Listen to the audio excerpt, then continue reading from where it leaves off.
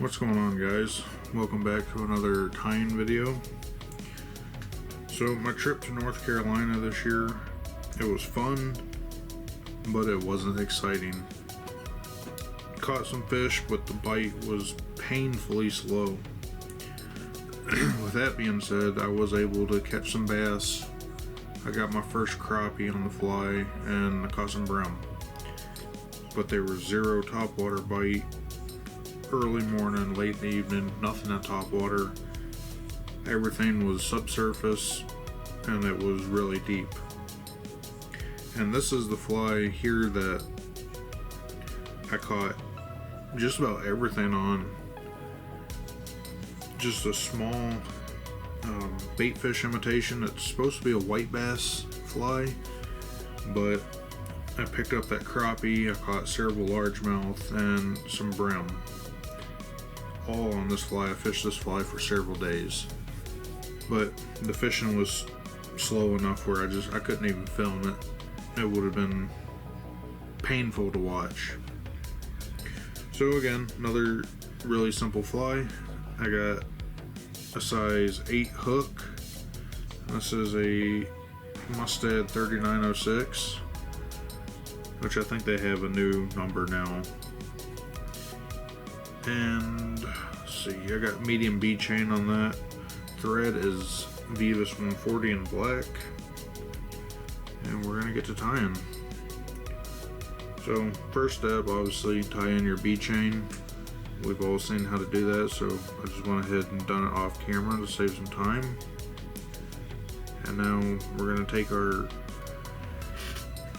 I think this is medium ultra wire in silver. And we'll just work this down all the way to the bend, and then we'll come back up to behind the eyes.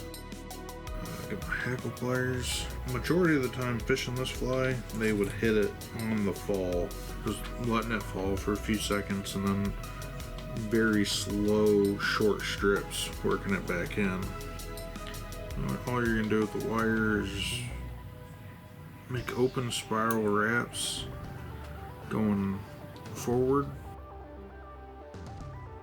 and you can do as many or as few as you want. Just do what you feel looks good. I'm going to take this in front of the bead chain, and I'm going to tie it off right there. Didn't leave myself a whole lot of room here.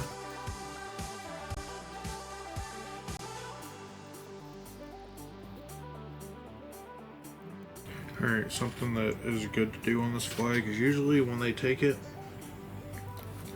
the fly is pretty deep in their mouth, so you're getting a forceps. So I'm just taking some Solar as bone dry, and I'm just going to go over and coat the thread on the body.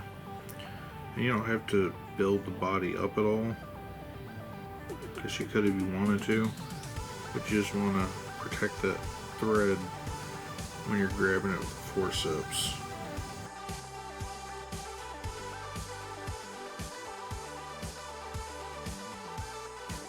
Alright, now I'm going to turn the fly over. We're going to work on it from hook point up. I've seen a lot of different ways of tying in the feathers or the marabou. This is just how I do it. I tie them in front of the bead chain, which can be a little difficult because you can tend to crowd the eye. So you just have to watch when you're tying it in that you don't crowd the eye too much. A little trick I do when I'm working with marabou. I have a cup of water on my desk,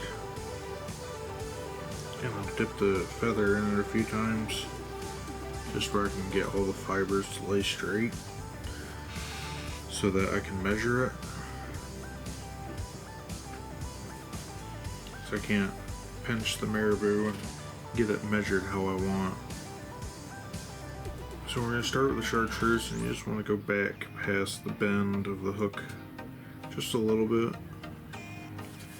Doesn't have to, you don't have to make this very long. You want it kind of short.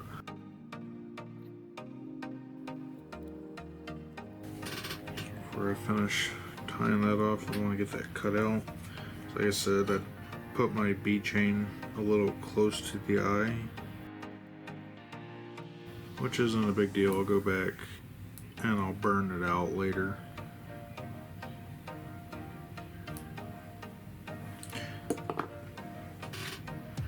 I don't think I'm gonna get it all uncovered, but take a lighter or cauterizing tool and we can get that fixed. Alright, so we got that done.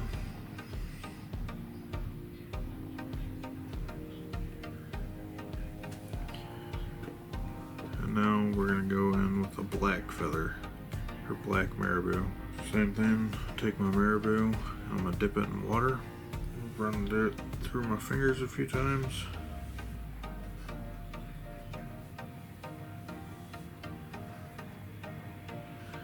And that makes it much easier for tying in. Same thing. You want it just to go past the bend of the hook a little bit. I got that a little long, so I'm going to take it and pull up. About right there. Yep, that looks perfect. Get a couple nice tight wraps on there. And clip out your black marabou. And I know it looks sloppy because the eye of the hook is covered, but like I said, I'll burn that out and trim it up once I'm done tying it, just to make it a little neater.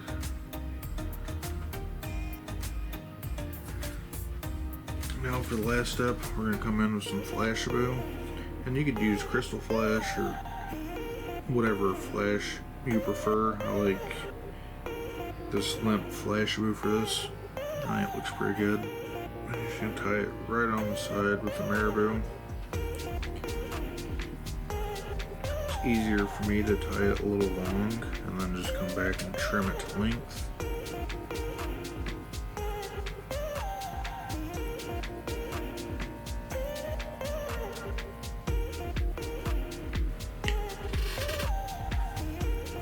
What I will do is give it a tug, points up with the marabou.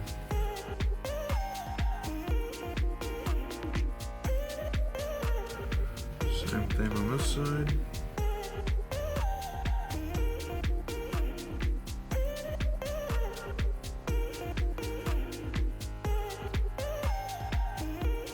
Clip out this extra flash.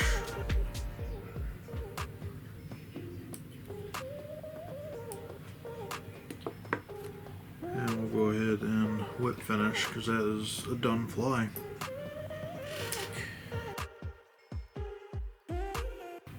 It's really the only other thing that you would do other than trimming your flash to length is you're going to coat the head in some kind of head cement, which I'm not going to show on camera just because I have to go back and do some trimming and try to clear up the eye some, because definitely crowded it a little more than I wanted to, but that happens. But yeah, that's really it. Very effective little fly. Fishing it deep, the medium bead chain, allow it to sink slow, and then just doing short, slow strips, or I guess you could do fast, erratic strips depending on what the fish are doing. But yeah, this is the little fly that caught me all my fish. And I'm thinking about adding these to my shop, so if you would like to see these in the shop, let me know. It'll help me determine whether I should add them or not. But that's going to be it for the video. I hope y'all enjoy it, and If you have any questions, please leave them in the comments. If you're new, please consider subscribing, and until the next one, I will see y'all later. Have a good one.